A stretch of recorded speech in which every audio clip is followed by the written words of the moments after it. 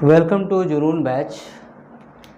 ये lecture number 15 आज हम लोग देखेंगे, जिसमें आप देख सकते हैं मेन जो हेडिंग मैंने दिया है वो क्या लिखा है, important questions on Newton's laws of motion. तो हम लोगों ने टोटल 6 पार्ट में न्यूटन्स लॉ ऑफ मोशन को कंप्लीट किया। ये हमारा न्यूटन्स लॉ का पार्ट नंबर 7 है। टोटल 6 पार्ट्स में हमने न्यूटन्स लॉज का सारा कुछ कंप्लीट किया। अब कुछ इम्पॉर्टेंट क्वेश्चंस हैं जो मैं इस पार्ट में आपको बताऊंगा, ठीक है। तो इसमें आप क्वेश्चन देख सकते हैं, सामने लिखा हुआ है, 2 क्वेश्चन बना हुआ है, दोनों में हम लोग दोनों को सॉल्व करेंगे। इससे पहले मैं आपको बता दूं कि अभी नीट का आप लोग जानते हैं कि नीट का डेट कुछ फर्दर बढ़ा है, 8 अगस्त हो गया है। लेकिन मैं आपको एडवाइस दूंगा, या आप लोग खुद भी समझदार हैं, कि आप नीट जुलाई जैसे पढ़ रहे थे जुलाई के हिसाब से वैसे ही पढ़िए कि आपका सारा कुछ जुलाई में कंप्लीट हो जाए, वरना लास्ट ईयर में जैसा कंडीशन देखा गया वैसा इस बार देखा जाएगा। जितना टाइम में डिले होगा उतना मार्क्स ऊपर जाएगा।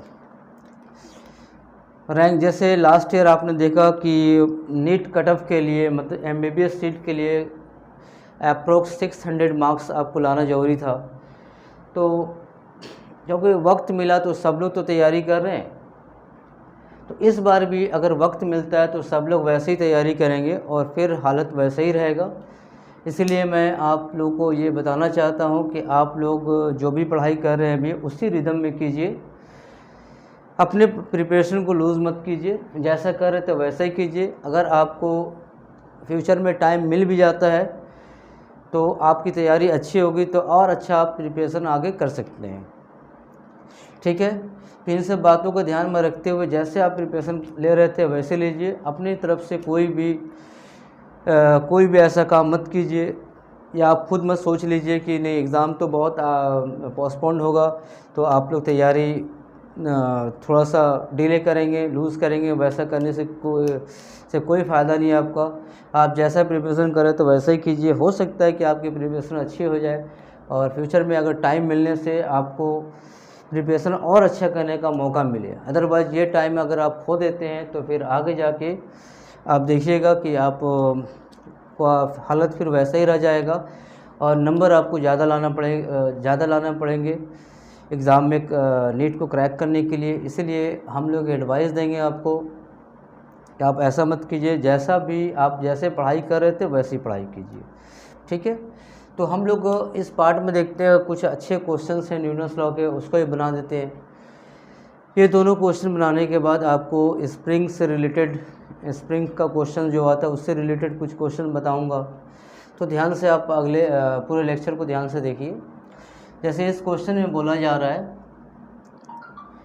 कि एक मास m है जिसको ऊपर में h हाइट तक ऊपर उठाना है, तो दोनों मिला के कितना फोर्स अप्लाई करेगा जिससे ऊपर उठ जाए। जैसे ये कंडीशन आप कुआं के अंदर देख सकते हैं। ये कुआं के अंदर कुछ अगर बाल्टी है तो दोनों तरफ से लोग खींच रहे हैं, तो कितना फोर्स लगाएंगे कि बाल्टी ये मास ऊपर आ जाए। तो इसको देखते हैं कैसे हम लोग कर सकते हैं। यहाँ पर सपोज कीजिए टेंशन T है, फोर्स यहाँ पे तो टेंशन ही है, तो दोनों का फोर्स आप ऐसे ब्रेक कर लीजिए। ये हो जाएगा T cos थीटा, इसके लिए भी आएगा T cos थीटा। इसको अलग से देख लीजिए, इस मास पर कितने फोर्स काम कर रहे हैं, FBD बना लीजिए इसका। तो एक T cos थीटा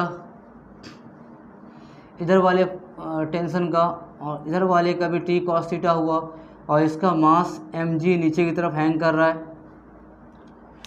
तो यहाँ से अगर आपको इसको ऊपर पुल करना है तो 2T cos theta must be equal to mg होना चाहिए। तो टेंशन हम लोग को, टेंशन मतलब यहाँ पे फोर्स से, तो टेंशन फाइंड करने के लिए क्या करना होगा, mg/2 cos theta, mg/2 cos theta. और 2 cos थीटा आप इस डायग्राम से फाइंड कर सकते हैं। इस ट्रायंगल में आप देखिए, एक तरफ का ट्रायंगल ये बना रहा हूँ मैं, तो इसमें क्या आपको दिख रहा है कि ये वाला डिस्टेंस d है, ये टोटल 2d है, ये डिस्टेंस d है, ये हाइट h है, ये एंगल थीटा है। तो ये आप देख सकते हैं हाइपोटेन्यूस होगा, तो d² प्लस h² का रूट ओवर होगा। अगर इसमें आपको cos थीटा का वैल्यू चाहिए कॉस थीटा कैसे निकालेंगे, बी बाई एच, तो बी कितना है, डी है by D square plus H square. तो इस वैल्यू को सिंपली उठाइए और यहाँ पे पुट कर दीजिए, T equal to M G by 2 by D square plus H square. तो ये आपका आंसर तैयार हो गया। टेंशन का वैल्यू हो जाएगा M G by 2d into D square plus H square root over. यहाँ पर इतना फोर्स अगर अप्लाई करेंगे तो ये मास ऊपर उठ जाएगा। ठीक है, तो इस क्वेश्चन का आंसर ये हुआ। फिर हम लोग दूसरे क्वेश्चन में चलते हैं। यहाँ पे पूछा गया कि टेंशन इन रोप, ये रोप एक है, सिंगल रोप है, ये दूसरा रोप है। देखिए, तो आप लोगों को पता है कि अगर स्प्रिंग या रोप बोले, अगर ये चेंज हो जाता है तो टेंशन का वैल्यू भी चेंज होता है। तो यहाँ पर टेंशन इस 1 वाले में अलग आएगा, 2 वाले में अलग आएगा। तो इसको हम लोग 2 वाले में कितना टेंशन आएगा ये पूछा जा रहा है। तो इसके लिए आप क्या कीजिए, पहले पूरा सिस्टम तो कनेक्टेड है, तो कनेक्टेड बॉडीज़ का सिस्टम में जो भी मोशन आएगा सबके लिए एक ही आएगा। तो एक्सेलरेशन हम लोग पहले फाइंड कर लेंगे, क्योंकि पहले पिछले लेक्चर में बताया था कि अगर आपको एक्सेलरेशन फाइंड करना, कोई भी कनेक्टेड बॉडीज़ है तो उसका पहले एक्सेलरेशन फाइंड कर लीजिए। तो पुली में बताया था कि एक्सेलरेशन अगर आपको फाइंड करना है तो क्या करना पड़ेगा। ऐसे भी आप यूज़ कीजिएगा F net equal to M net into A net. तो ए कितना आएगा, F net by M net आएगा। तो पुली के केस में मैं डायरेक्ट सॉल्व करके, आप पिछले लेक्चर में जाइएगा, डायरेक्ट सॉल्व करके बताया था कि difference of mass by product of mass, shortcut बताया था इनटू जी। प्रीवियस लेक्चर में आप पाइएगा कि ये मैंने बताया था कि पुली में ये शॉर्टकट की तरह इस्तेमाल कर सकते हैं। एक्सेलरेशन का formula difference in mass by product into G. ठीक है, ओके, तो आपको ये समझ में आ रहा है। तो इसको हम लोग सॉल्व कर देते हैं।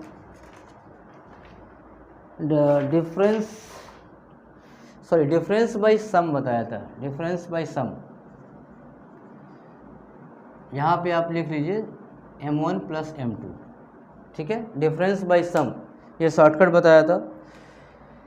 तो डायरेक्टली हम लोग इस फॉर्मूला से सॉल्व कर सकते हैं। देखिए इधर का, इसको आप शॉर्ट में देख लीजिए, ये पुली है, इधर लेफ़्ट साइड में आपका 5 kg है और राइट साइड में आपको मिलेगा टोटल 10 kg। तो ये वाला मास ज़्यादा है, इसीलिए एक्सेलरेशन इस डायरेक्शन में होगा, यहाँ पे ऊपर की तरफ होगा। ठीक है, तो यहाँ से एक्सेलरेशन क्या मिलेगा, 10 प्लस 5 इंटू जी। तो 5/15 इंटू जी का मतलब 10 ले लीजिए, तो 10/3 मीटर पर सेकेंड स्क्वायर आपको मिल गया एक्सेलरेशन। अब यहाँ पे आप क्या कीजिए, एक्सेलरेशन तो आपको मिल गया, तो यहाँ से आप टेंशन फाइंड कर सकते हैं इस रोप के बीच में टी। तो इस रोप का एफबीडी बनाइए, तो इसमें आपको क्या मिलेगा, 6 kg यहाँ पर है, इसके ऊपर टेंशन टी, यही हम लोग को फाइंड करना है। और नीचे की तरफ इसका होगा 6g मतलब 60 न्यूटन, और एक्सेलरेशन यहाँ नीचे की तरफ होगा 10/3 मीटर पर सेकेंड स्क्वायर। ठीक है, अब इसको अगर हम लोग सॉल्व करते हैं तो बॉडी नीचे की तरफ मूव कर रहा है, तो 60 minus T equal to M कितना है, 6 है, 6 इंटू ए। तो टेंशन फाइंड करना है, तो 60 माइनस 6a, टी उधर ले जाइए, 6 से इधर आएगा, तो ए कितना हुआ, 10/3, तो 2 कट गया, तो 40 न्यूटन आंसर आ गया। ठीक है, तो टेंशन रोप नंबर 2 में टेंशन हम लोग को मिल गया 40 न्यूटन। ओके, अब नेक्स्ट क्वेश्चन की तरफ चलते हैं हम लोग। देखिए इस क्वेश्चन में आपको फाइंड करना है, 3 अलग अलग केसेस दिए हुए, तीनों में फाइंड करना है कि तीनों में एक्सेलरेशन का रेशियो क्या होगा। तो एक्सेलरेशन फाइंड करने के लिए मैं वही फिर शॉर्टकट का इस्तेमाल करूँगा। एक्सेलरेशन कितना होगा, difference in mass by sum into G, difference in mass by sum of the mass into G. लेकिन इतना याद रखिएगा, जो ये फॉर्मूला बना है वो फॉर्मूला का सोर्स है ये F net equal to M net into A net, ठीक है। तो ऊपर में जो डिफरेंस आ रहा है, डिफरेंस सम आ रहा है, इससे बना हुआ है। तो A1 अगर हम लोग निकालना चाहते हैं, देखिए A1 अगर हम लोग फाइंड करना चाहते हैं तो क्या मिलेगा, A1 में मिलेगा difference of mass by sum of mass into G. तो m/3m, तो कट के मिला हम लोग को g/3, A1 मिल गया पहला फर्स्ट। सेकंड में देखिए A2 अगर फाइंड करना है तो ऊपर में जो आता है वो नेट फोर्स आता है और नीचे में आता है नेट मास आता है, ठीक है। ये ऊपर में नेट फोर्स आता है, नीचे में नेट मास आता है। तो यहाँ पर नेट फोर्स कितना होगा, तो यहाँ पर नेट फोर्स देखने के लिए देखिए आप कि एक फोर्स mg अलग से लगा हुआ और एक mg, मतलब ये भी तो एक फोर्स है ना, mg एक अलग से लगा हुआ है। तो यहाँ पर भी आएगा 2mg minus mg, 2mg minus mg। देखिए 2mg राइट साइड का फोर्स है 2mg, लेफ्ट का है mg। तो फॉर्मूला तो वही बन जाएगा 2mg minus mg by total mass कितना है m plus m into G. तो यहाँ से मिल जाएगा हम लोग को, यहाँ से मिल जाएगा हम लोग को 2m, तो m/2m, m/2m मिलेगा। यहाँ पर मास mm है तो m/2m मिल जाएगा, m/2m इंटू जी। तो कितना मिला, मास m cancel out, g/2, equation number 2 आया। फिर इसी तरह हम लोग को 3 नंबर एक्सप्लेनेशन सॉल्व करना है। तो इस केस में देखिए इसका मास m गिवन है, तो F इक्वल टू 2mg, यानी कि नेट फोर्स इस पे पूरा कितना लग रहा है 2mg माइनस mg, ठीक है। नेट फोर्स कितना लगा 2mg minus mg, 2mg minus mg, और इसमें मास कितना है, नेट मास है सिर्फ m। तो यहाँ पे लिखिए m, तो मिल जाएगा आपको mm cancel out, 2m minus m, m/m cancel out, g बचा, इक्वेशन नंबर 3। अब 1 2 3 को अगर आप लोग A1 A2 A3 का रेशियो लिखते हैं तो क्या मिलेगा, g/3 g/2 g, और नीचे में 6 से सबको मल्टीप्लाई कर दीजिए तो आ जाएगा 2g 3g 6g। इसका मतलब है तीनों का रेशियो मिला आपको 2 3 6 का रेशियो मिला, जी तो सब कैंसिल आउट हो जाएगा, तो 2 3 6 का रेशियो मिला। तो इसका आंसर आपको ये मिला, ठीक है। उसके बाद अगले क्वेश्चन में देखते हैं हम लोग। अगले क्वेश्चन में क्या दिखा रहा है कि एक रोप है जिसमें टेंशन पूछा जा रहा है। एक मंकी या बंदर यहाँ पर हैंग कर रहा है, ये ऊपर चढ़ने की कोशिश कर रहा है, देखिए विथ एक्सेलरेशन a ऊपर चढ़ने की कोशिश कर रहा है, और दूसरा मंकी इसका टेल को पकड़ कर है। और यहाँ पे क्वेश्चन में एक चीज़ दिया हुआ है कि ये यहाँ पर जो टेंशन होगा मंकी का टेल का वो 40 न्यूटन मैक्सिमम हो सकता है। तो हम लोग क्या करेंगे, हम लोग इसके इस टेंशन का अकॉर्डिंगली, मतलब इससे ज़्यादा टेंशन होगा तो इसका टेल ब्रेक हो जाएगा, तो ये चढ़ नहीं पाएगा ऊपर में। तो हम लोग करेंगे क्या कि पहले ये 3 kg का मंकी लेंगे, इसका देखेंगे कि ये इतना टेंशन को मेंटेन करने के लिए ऊपर का एक्सेलरेशन कितना होना चाहिए। तो जो एक्सेलरेशन मिलेगा उसको हम इसमें अप्लाई करके टेंशन फाइंड कर लेंगे, ठीक है, ओके। तो हम लोग इसको देखते हैं कि इसका टेंशन कितना है, 3 kg वाले मंकी का एक्सेलरेशन कितना मैक्सिमम पॉसिबल है। 3 kg का ऊपर में टेंशन ले सकता है ये 40 न्यूटन, और इसका मास देखिए 30 न्यूटन नीचे की तरफ होगा, और एक्सेलरेशन तो ऊपर की तरफ है। तो हम लोग क्या करेंगे, यहाँ पे इक्वेशन से सॉल्व कर सकते हैं, 40 minus 30 equal to 3 into A. तो 10 इक्वल टू 3a, तो a इक्वल टू हो जाएगा 10/3 मीटर पर सेकेंड स्क्वायर। यानी कि ये पूरा जो सिस्टम है वो 10/3 मीटर पर सेकेंड स्क्वायर के साथ आगे बढ़ सकता है, ठीक है। तो अब इसको हम लोग सॉल्व करते हैं, इतना टेंशन से आगे बढ़ सकता है, तो सेकंड वाला पार्ट में क्या होगा, ठीक है। देखिए सेकंड वाला पार्ट में क्या होगा, ये जो मंकी ऊपर उठ रहा है तो इसको साथ में लेके जा रहा है, तो टोटल मास कितना ऊपर जा रहा है, टोटल मास जा रहा है 10 kg ऊपर की तरफ, और इसमें टेंशन निकालना है। तो टोटल मास का यहाँ पे हो जाएगा 10g मतलब 100 न्यूटन, तो ये टेंशन कितना रोप का बना रहे जिससे हम लोग का ये एक्सेलरेशन यहाँ ऊपर की तरफ मेंटेन हो 10/3 मीटर पर सेकेंड स्क्वायर। अगर इतना एक्सेलरेशन हम लोग मेंटेन करते हैं तो ये इसकी टेल नहीं टूटेगी और बंदर ऊपर चढ़ भी जाएगा। तो यहाँ पे हम लोग इक्वेशन लिखेंगे T-100 equal to m into A. M है 10 टोटल मास होगा और 10/3, तो T हो जाएगा आपका 100 प्लस 100/3 मतलब 33.33, तो ये आ जाएगा 133.33 न्यूटन। इतना आंसर मिल गया आपको। तो ये दोनों टाइप के क्वेश्चन आपको SC वर्मा साहब के किताब में भी मिल जाएगा, वहाँ से भी आप क्वेश्चंस को सॉल्व कर सकते हैं इस क्वेश्चन को सॉल्व करने के बाद। ठीक है, हम लोग अब थोड़ा सा स्प्रिंग फोर्स के बारे में पढ़ेंगे। इसके बाद जो इलास्टिसिटी एक चैप्टर आएगा तो वहाँ पे तो बहुत अच्छे से पढ़ेंगे। जैसे एक हमने स्प्रिंग बनाया, इस पर मास m को हैंग किया, इसका k को बोलते हैं स्प्रिंग कांस्टेंट, और हुक्स लॉ के मुताबिक F इक्वल टू होता है -kx। तो अभी इसको इन डिटेल नहीं जाएंगे, वो जब हम लोग का स्प्रिंग का टॉपिक पढ़ेंगे तो वहाँ से इसको सॉल्व करेंगे इलास्टिसिटी में। फ़िलहाल हम लोग यहाँ पर जो न्यूटन्स लॉ में स्प्रिंग को लेकर जो क्वेश्चन बनाए जाते हैं उसके लिए थोड़ा कॉन्सेप्ट पढ़ लेते हैं कि एक स्प्रिंग दी हुई है ऐसे और दोनों तरफ फोर्स ऐसे लग रहा है और स्प्रिंग आपका होगा मासलेस है। फिलहाल मासलेस अगर है तो F नेट इस पर 0 आपको दिख रहा होगा। तो अगर सपोज के लिए एग्ज़ाम आपको ये क्वेश्चन मिला, उसमें दिया हुआ है दोनों तरफ का फोर्स है 15 न्यूटन, तो स्प्रिंग फोर्स कितना होगा ये आ जाएगा, इसको भी लिखेगा 15 न्यूटन। ठीक है, फोर्स एट बोथ एंड, यहाँ पे लिख लीजिए फोर्स एट बोथ एंड। ऐसे केसेस में force at both end of spring is equal and opposite होगा, इक्वल एंड ऑपोजिट होगा।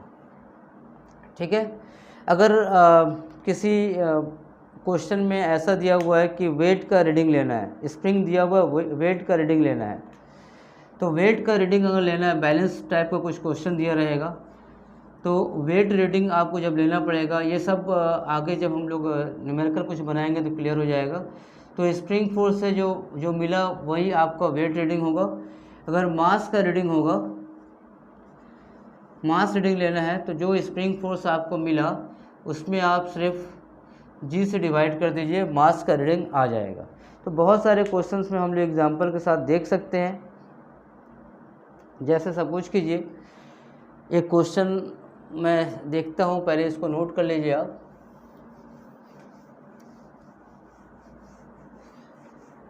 पॉज करके नोट कर लीजिएगा। एक एग्जांपल देता हूँ, फिर मैं हम लोग क्वेश्चन आगे बनाते हैं। सपोज कीजिए यहाँ पे एक स्प्रिंग दी गई है और यहाँ पुली है।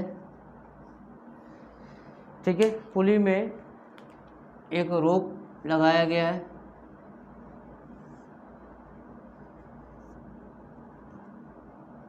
और यहाँ पे एक मास m दी गई है। ठीक है, तो इसमें हम लोग इस कॉन्सेप्ट को यूज करते हैं। ये कॉन्सेप्ट क्या है, ये तो आपके पास स्प्रिंग है ही, इसका मास m है। तो यहाँ पर आप देख लीजिए कि स्प्रिंग का फोर्स कितना होगा, ये आपको फाइंड करना है। ये स्प्रिंग में कितना फोर्स आएगा, तो यहाँ की टेंशन T होगी, यहाँ की टेंशन भी T होगी, तो यहाँ की टेंशन कितनी होगी, यहाँ की टेंशन होगी आपको 2T मिलेगी। तो स्प्रिंग का दोनों एंड का देखिए, इस एंड का फोर्स कितना है 2T है, तो स्प्रिंग का फोर्स आप यहाँ पे लिखेंगे 2T। अगर बोलेगा बैलेंस दिया हुआ है इसके अंदर, बैलेंस के अंदर स्प्रिंग लगी हुई है, तो यहाँ पे वेट रीडिंग अगर पूछा जाए, क्योंकि टेंशन यहाँ पे कितना आएगा, tension T equal to mg आ जाएगा, तो स्प्रिंग फोर्स कितना आया 2mg। अगर वेट का रीडिंग पूछा जाए, वेट का रीडिंग पूछा जाए तो आप बोलेंगे 2 mg। अगर मास का रीडिंग पूछा जाए तो आप बोलेंगे 2 mg/g इक्वल टू 2m। ठीक है, ये छोटा सा कॉन्सेप्ट को हम लोग अप्लाई करेंगे अगले आने वाले क्वेश्चंस में। और यहाँ पे ये भी पूछा जा सकता है इस क्वेश्चन में कि स्प्रिंग में इलोंगेशन कितना हुआ, स्प्रिंग में इलोंगेशन कितना हुआ। तो इसको लिखिए एफ स्प्रिंग इक्वल टू कितना मिला, 2 mg मिला। स्प्रिंग में अगर आपको इलोंगेशन चाहिए तो इलोंगेशन स्प्रिंग फोर्स अभी मैं आपको बताया कितना आएगा, k इंटू एक्स आएगा। माइनस साइन ये बताता है कि इलोंगेशन और रीस्टोरिंग फोर्स दोनों एक दूसरे का उल्टा है। तो अभी इस पर मैं डिटेल में नहीं जा रहा हूँ क्योंकि इलास्टिसिटी जब चैप्टर आएगा तो यहाँ हम लोग पढ़ेंगे। फिलहाल यहाँ स्प्रिंग का जो फोर्स होता है उसके बारे में पढ़ते हैं। यहाँ पर इसको एक्स को बोला जाता है इलोंगेशन। इलोंगेशन का मतलब होता है जब इस पर खिंचाव पड़ेगा तो स्प्रिंग ऐसे खिंच जाएगा। ठीक है, तो इसमें इलोंगेशन एक्स आ जाएगा, खिंचाव आ जाएगा।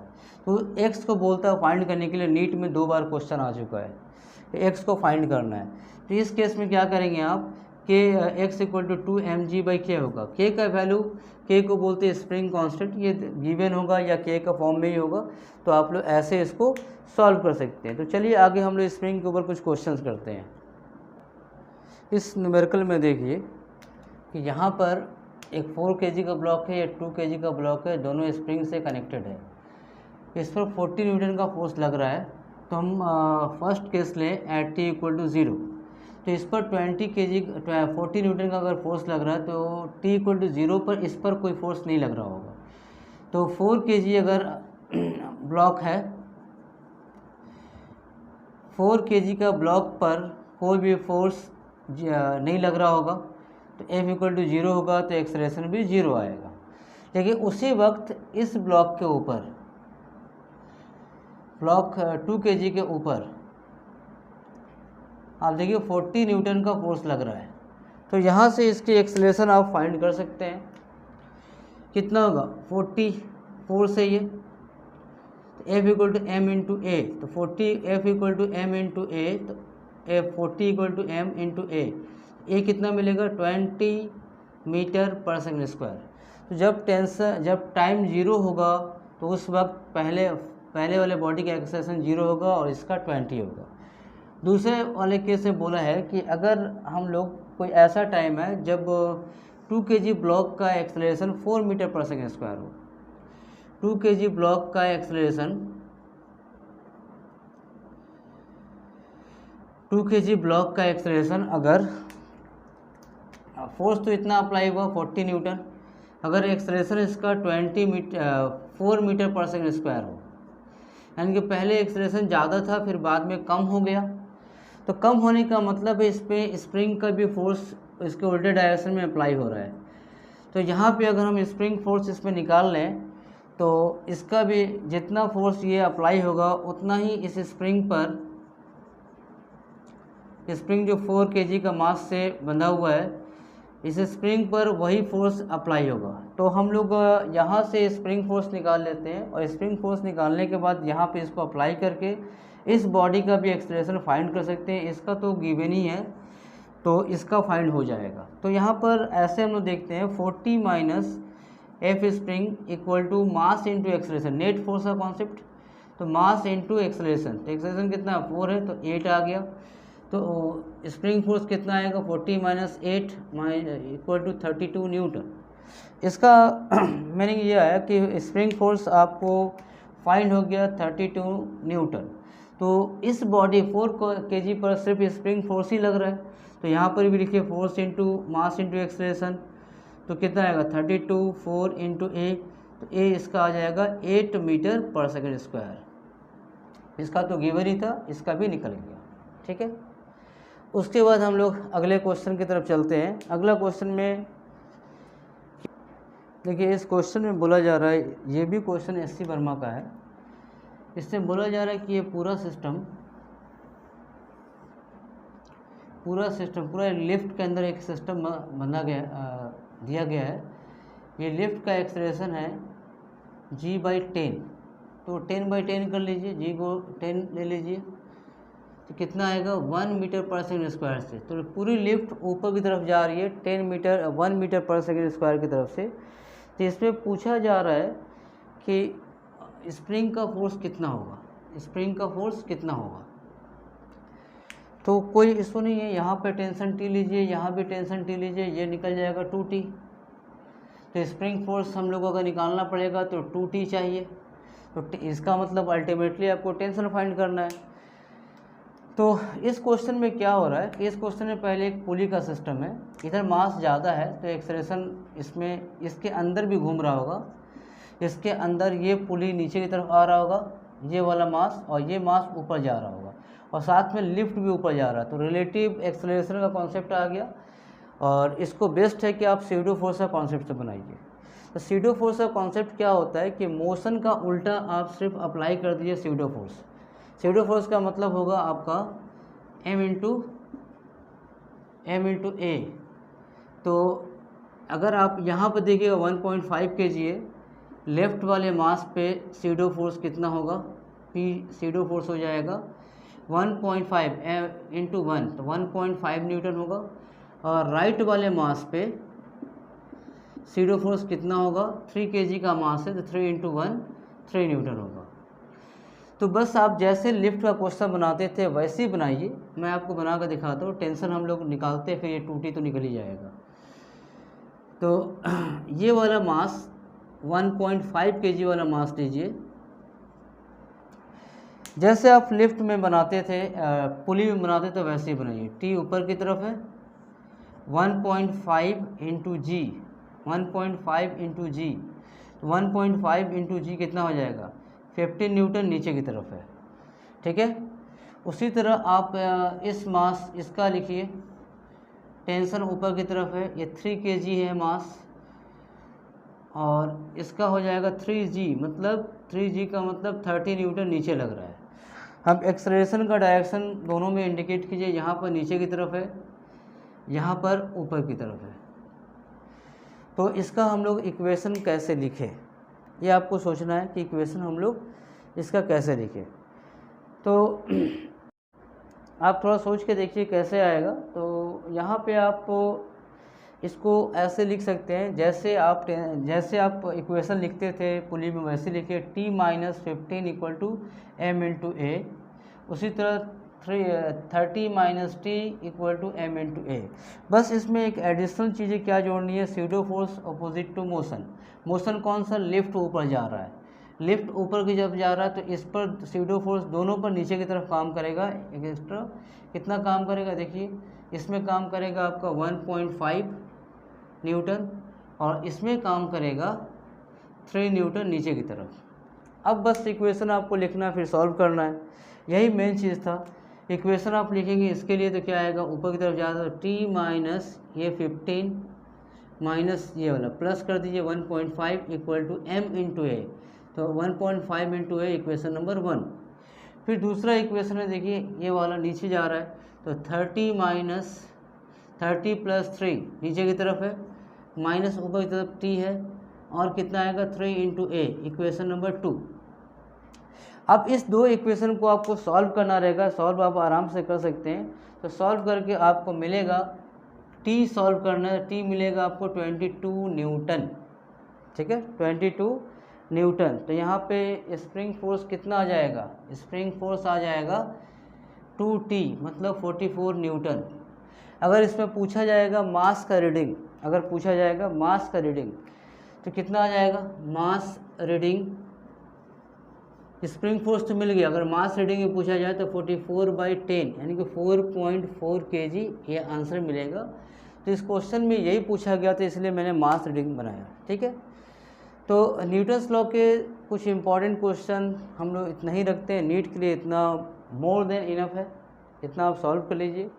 इसके बाद का जो लेक्चर आएगा, लेक्चर नंबर 16, उसमें हम लोग पढ़ेंगे फ्रिक्शन को स्टार्ट करेंगे, फ्रिक्शन से पढ़ना स्टार्ट करेंगे। फ्रिक्शन हो जाएगा, फिर आएगा सर्कुलर मोशन, वर्टिकल मोशन, जैसे मैंने आपको फिजिक्स प्लानर बना कर दिया था उसी का अकॉर्डिंगली हम लोग आगे बढ़ेंगे और हर चैप्टर को अच्छे से पढ़ेंगे। न्यूटन्स लॉ का सारा चैप्टर बनाने के बाद भी मैं पार्ट 7 में जो इसके इम्पॉर्टेंट क्वेश्चन और बन सकते हैं जो नीट में पॉसिबिलिटी है, ऐसे तो न्यूटन्स लॉ में बहुत सारे क्वेश्चन और भी हैं, लेकिन हम लोग यहाँ पर IITs नहीं कर रहे हैं, हम लोग नीट की पढ़ाई कर रहे हैं। तो नीट की पढ़ाई में जितनी भी पॉसिबल क्वेश्चंस बन सकते हैं, जितने डिफरेंट कॉन्सेप्ट आ सकते हैं, क्वेश्चंस और कॉन्सेप्ट दोनों को मिला के एक क्वेश्चन हमने बनाया। तो ये सब क्वेश्चंस की आप प्रैक्टिस कीजिए, जम के पढ़ाई कीजिए। फिर हम लोग मिलेंगे लेक्चर नंबर 16 में, जिसमें हम लोग फ्रिक्शन पढ़ेंगे। Thank you for watching.